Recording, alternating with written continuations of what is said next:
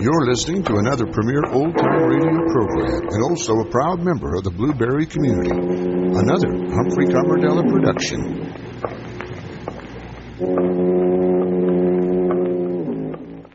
Out of the fog, out of the night, and into his American adventures comes Bulldog Drummond.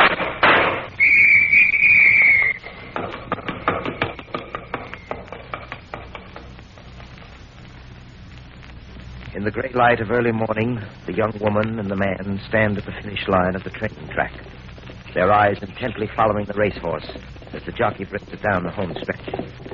The young woman holds the stopwatch tensely in her hands.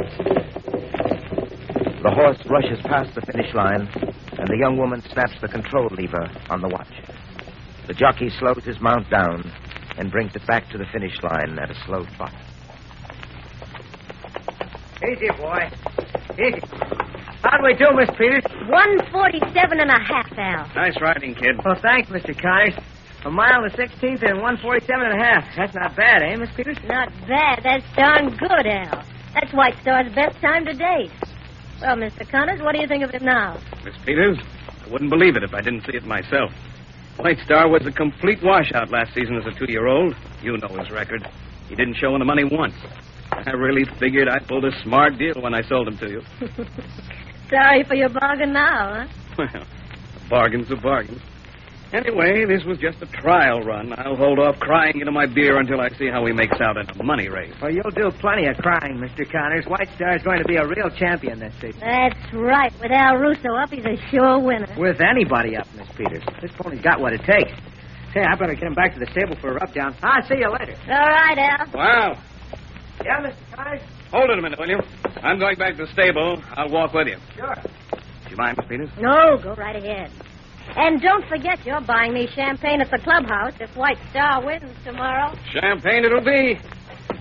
All right, Al. Let's go. Right. What are you trying to pull, Al? What do you mean, Nick? You know what I mean. You know just what I mean. You let this nag out all the way this morning on that track. You were riding him full.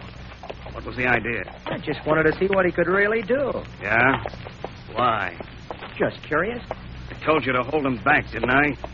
I got you the job with that Peters dame, so you do what I tell you. White Star wins when I say he wins and not before. He comes in under the wire when the odds are where I want them. You understand that? Well, yeah, sure, Nick, just as you say, but... Nick, one thing bothers me. What? What did you have done to this hay burner? Last season, he didn't have no more chance than a snowball in the Sahara. You dumped him on Helen Peters because he was a flop. Now, all of a sudden, he runs like man of war. What's the angle, Nick? I'm paying you to ride White Star the way I say to ride him. Is that right, Al? Yeah, that's right. Okay. So you just do that. I'm not paying you to ask questions. Remember that. You get too nosy, and instead of riding that nag, you're liable to end up jockeying a hearse. Just remember that, Al.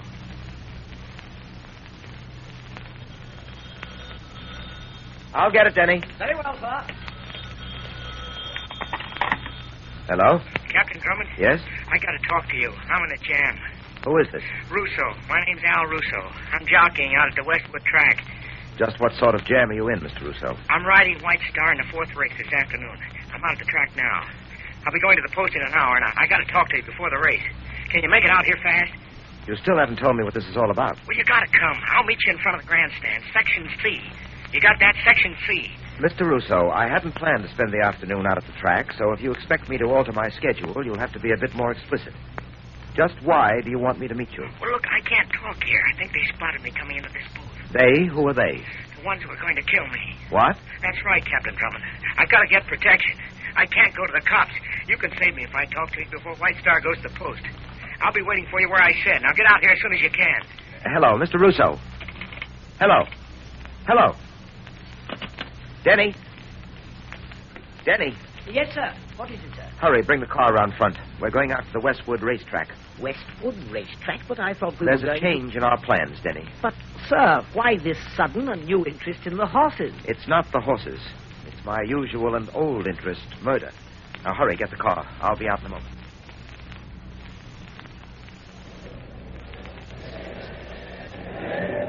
Well, sir, we've been standing here in front of the grandstand for 10 minutes and no sign of your harried Mr. Russo. You know what, sir? What, Denny? This may be nothing more than some sort of practical joke. Maybe there is no such person as Al Russo. There's an Al Russo, all right. How do you know, sir? I checked the racing page in the newspaper before we came out here. Just as he told me over the phone, he's scheduled to ride White Star in the 4th race. Well, if he's going to show up here, he'd better make it soon. The 4th race will begin in a few moments. Come on, Denny. Where are we going, sir? To the paddock. Russo should be there. Maybe he could... Pardon me. Yes? You're Captain Drummond. Yes? Sir, hadn't we better hurry? It's almost post time. Please, I must talk to you, Captain Drummond. Sorry, miss. Perhaps later. Just... Al sent me. Al Russo? Yes. Where is he? He couldn't meet you here. Well, where is he? He was afraid to come out into the open. And just who are you? I'm Al's wife, Captain Drummond. He's in trouble. So he said over the phone. Well, he's got to talk to you. He wouldn't tell me what it was, but I know it's something terrible. You will help him, won't you? I'll do everything I can. Thank you, thank you. Now, where can I speak to your husband, Mrs. Russo? Over there, at that line of telephone booths under the grandstand. He's waiting for you. He's in the 3rd booth. Al said I should wait out here and see if they follow you to him. All right, Mrs. Russo. We'll be back to talk to you after I see your husband. Yes, I'll be right here. Come along, Denny. I'm with you, sir.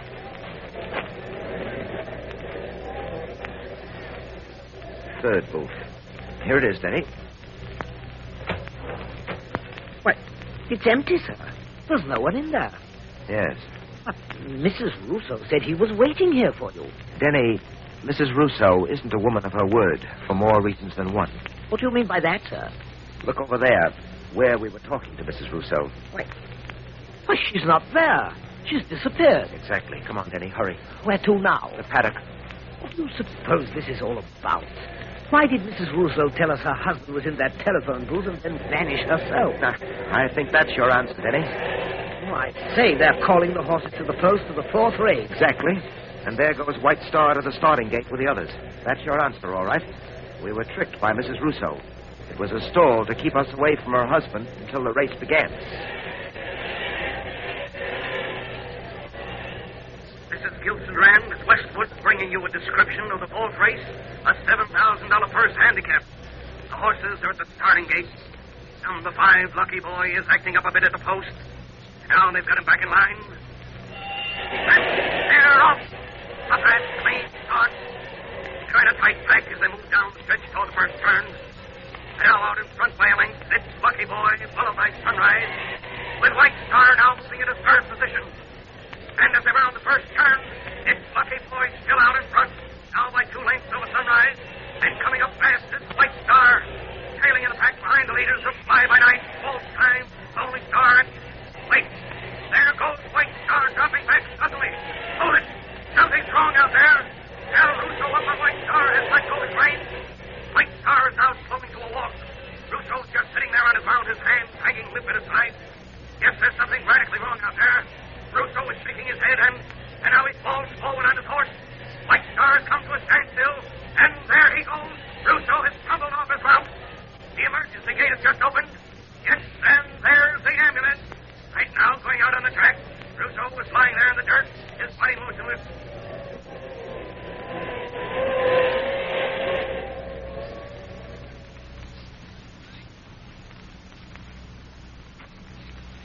Captain Drummond. Yes, Denny? Miss Peters and her stable hand, Dave Turner, are outside. All right. Show Miss Peters in first. Yes, sir. This way, Miss Peters. Captain Drummond, I'm Helen Peters. How do you do? I've just learned from the track officials that my jockey, Al Russo, was poisoned. Yes, that's what happened. I've been asked to handle the investigation. I don't know whether you were informed of the matter, but Russo called me earlier this afternoon. Al called you. Yes. But why? He wanted me to help save his life. Miss Peters, what do you know about Al Russo? Nothing, except that he was a good jockey, Captain Drummond. Don't understand. Why should anyone want to murder Al? I was about to ask you the same question. As I know he didn't have any enemies. Miss Peters, according to Russo's wife. His wife? Yes, a young lady about your height, blonde. I didn't know Al was married. He didn't tell me. Denny, I doubt seriously if the young woman was Russo's wife. While you went for Miss Peters, I checked with the other jockeys here. As far as they knew, Russo was single. That mysterious woman was just playing her part in the murder game. Captain Drummond. Yes, Miss Peters? I was with Al in the paddock when he mounted White Star. He seemed perfectly well then. He was at that point. But they said he was poisoned. That's correct. How? No one was near him after he left the paddock for the starting gate. Russo's death was caused by a strong and swift-acting poison. That poison was injected into his system. Injected? Denny, let me have that saddle. Yes, sir. The medical examiner found a puncture on the inside of Russo's right thigh. Here's the saddle, sir. Hold it up a bit, Denny, so Miss Peters can see. Right, sir. Miss Peters, you'll notice this sticking out of the right side of White Star's saddle. It's a needle. The murder weapon. There's a hypodermic sewed on the inside of the saddle there. The hypodermic contains the poison. Who could have put that into the saddle? I haven't the slightest idea. Miss Peters, when is White Star scheduled to race again? Next week at Overton Park, I've entered him in the Wilson Handicap. But with Al gone, I've no jockey. Al could handle White Star. He got more out of him than any other rider. Just now, Miss Peters, I'm not concerned with White Star winning. I just want to make sure that he runs at Overton Park next week. It may be our only chance to catch a killer.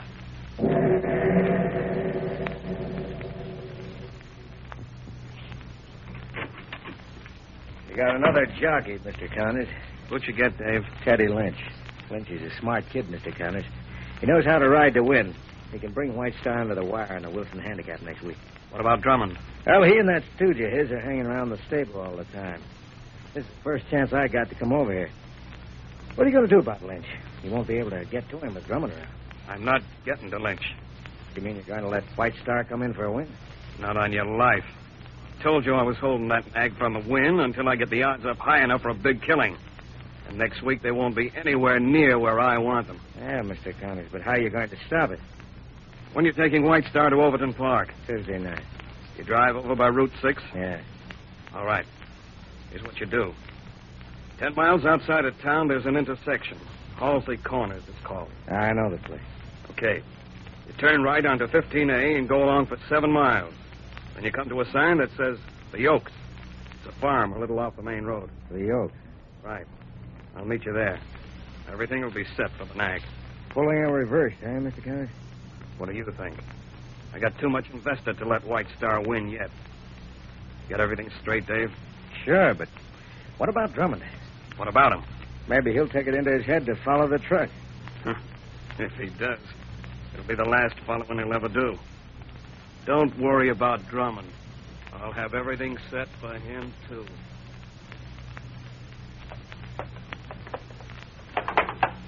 Take it easy, boy. Now, easy. He seems to be a little nervous tonight, Dave. I think White Star kind of misses Al, Miss Peters.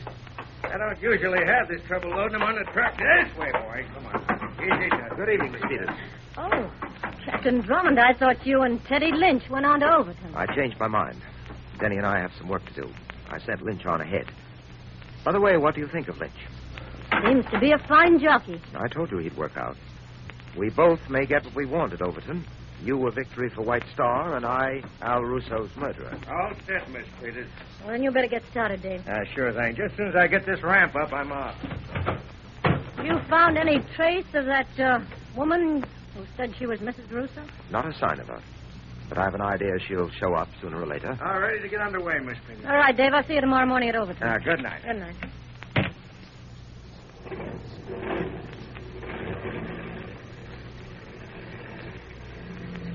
I drive you back to town, Captain Drummond. No, thank you very much. Here comes Denny with my car now. All set, sir? Yes, Denny. See you at Overton, Miss Peters. All right, Denny, let's go. Right, sir. Keep on the tail of that truck. Right, sir. Not too close. I don't want him to suspect he's being followed.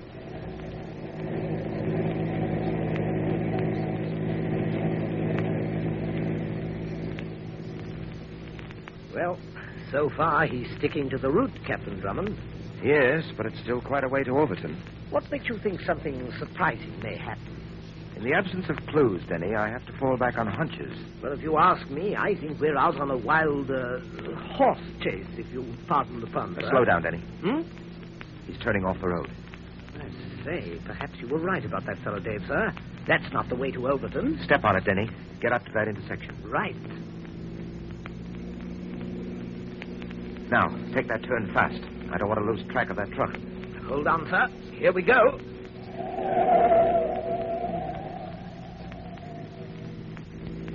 Ah, there he is, up ahead. He's picking up speed. Keep after him. Wonder where he's taking White Star. We should soon find out. Denny. What is it, sir? Look, that car pulling out up ahead. It's cutting across at us. Swing off the road before we crash head on.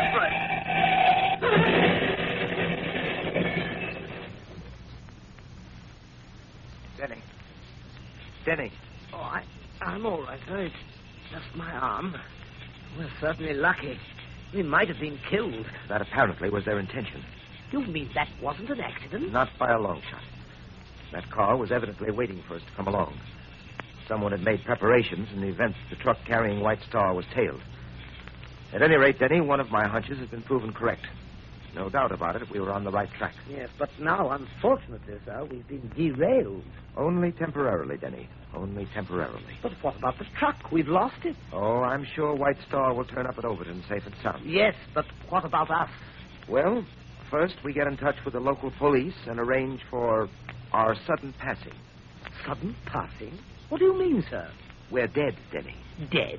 That's the way the newspapers will carry the story. Captain Hugh Drummond and Denny killed in auto crash. How does that sound to you? Frightful. What's the idea? I want our would-be assailants to think they were successful. It'll make our work more simple.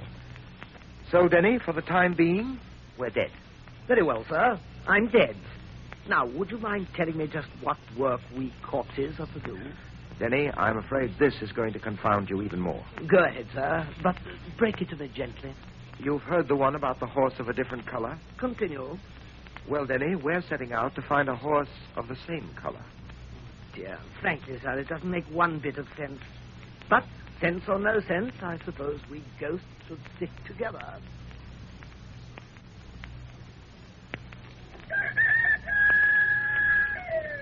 All right. We'll try that barn first. Really, Captain Drummond, we're taking quite a gamble sneaking about farms in this fashion. We're liable to run up against a farmer who'll take us for trespassers and greet us with a load of buckshot. I'm afraid we'll just have to chance that. Very well, sir. But how long are we going to keep this prowling up? Until I find what we're looking for. I'm sure it's someplace in this area. All right, open that door and we'll see what this barn has to offer. All right, come on. Close the door. Yes, sir. The horse stalls are over there. Let's go. Denny. What is it, sir? That horse in the end stall. Sir. Come on. Why, Captain Drummond, this horse, he has a white marking on his head, the same marking. Yes, it's White Star, all right, Denny. Oh, but I still don't understand. You said when you checked yesterday morning that White Star had arrived at Overton. So he did. Well, then who is this horse? White Star. Oh, now, really, sir, nothing can be in two different places at the same time. Would you mind telling me what this is all about? All right, Denny, all right. Here's the way I see it. This White Star we're looking at is a ringer for the White Star at Overton. Ringer? A ringer is a sort of stand-in, a replacement to be used at an arranged time. But why? Well, Denny, in horse racing, there's a very good reason, money. The two White Stars are identical probably in all factors but one, speed. That's where the money angle is put to work. You remember, we checked on White Star's past record. Yes, it was quite undistinguished. Exactly, no wins. The odds against White Star coming in first are great.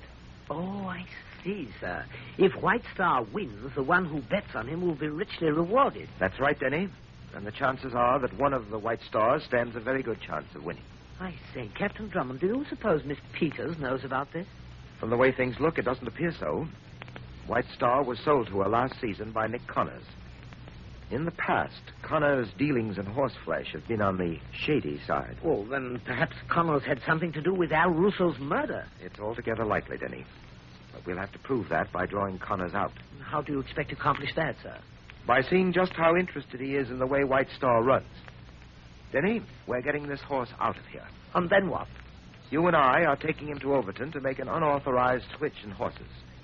Then we'll wait until tomorrow's race and see if we can encircle the murderers with our ringer.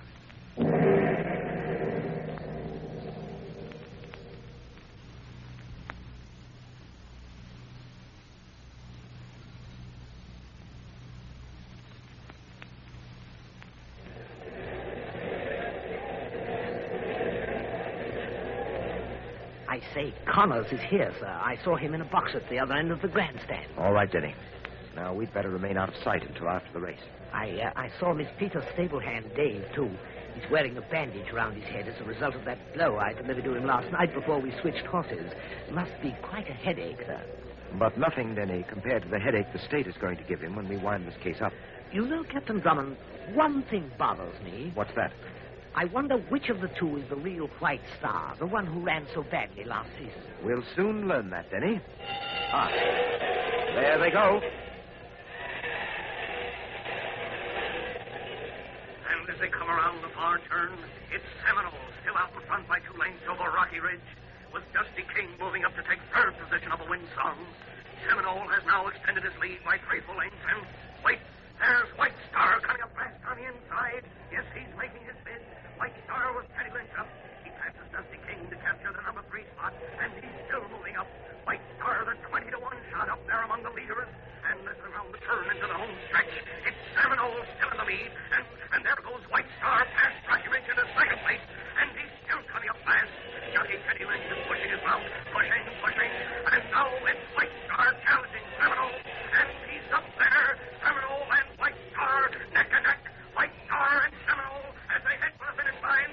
And here they come. And it's White Star the winner.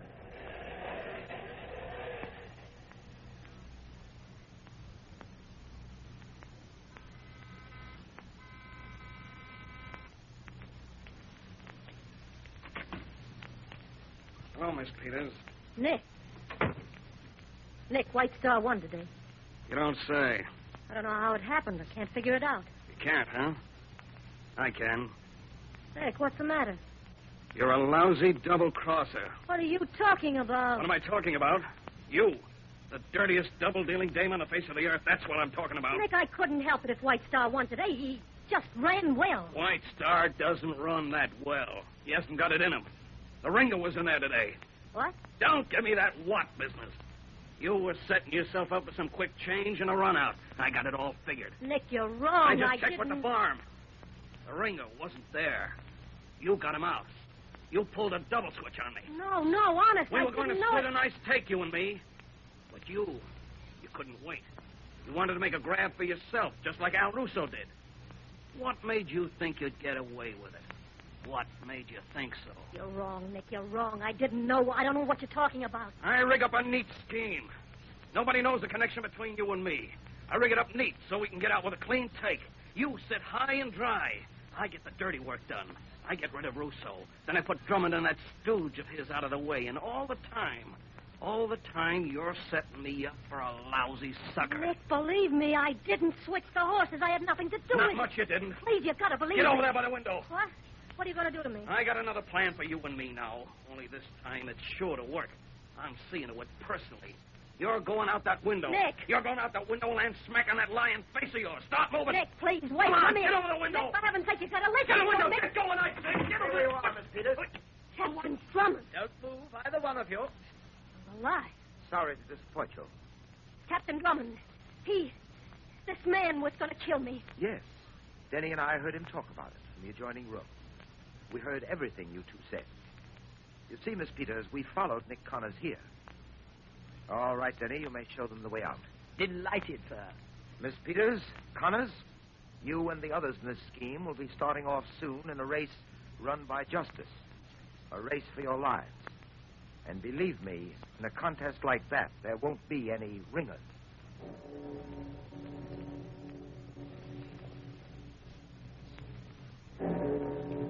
I'll be back in a moment to tell you about next week's story.